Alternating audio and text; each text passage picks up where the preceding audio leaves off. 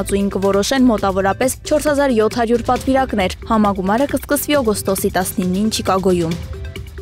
Ջո Բայդենը Միացյալ Նահանգների պատմության մեջ կմտնի որպես վատագույն նախագահ, հայտարարել է ԱՄՆ նախագահի թեկնածու հանրապետական Դոնալդ Թրամփը։ Այսպես է նա CNN-ին տված հարցազրույցում մեկնաբանել Բայդենի դուրս գալը ԱՄՆ նախագահական ընտրարշավից։ Նա նաև հայտարարել է, թե Քամալա Հարիսին հաղթել ընտրություններում անհամեմատ ավելի հեշտ կլինի, քան Բայդենին։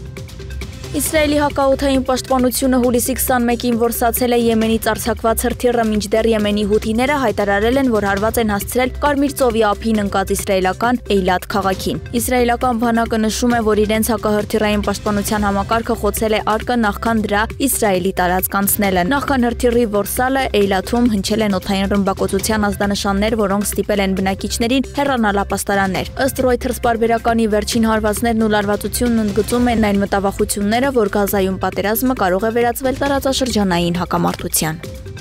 Ռուսաստանի պաշտպանության նախարարությունը հայտնել է, որ հուլիսի 22-ին իր հակաօդային պաշտպանությունը 47 անօդաչու թռչող սարք է խոցել 5 շրջանների եւ Սև ու Ազովի ծովերի մոտ։ Նախարարությունը հայտնել է, որ անօդաչու թռչող սարքերի մեծ մասը խոցվել է Ռոստովի, Բելգորոդի, Վորոնեժի, Սմոլենսկի եւ Կրասնոդարի մարզերում, իսկ 17-ը ոչնչացվել են ծովի վրա։ Կրասնոդարի շրջանային վարչակազմը հայտնել է, որ Տուապսեն նավթավերամշակման գործարանը հրդեհվել է անօդաչու թռչող սարքերի բեկորներից։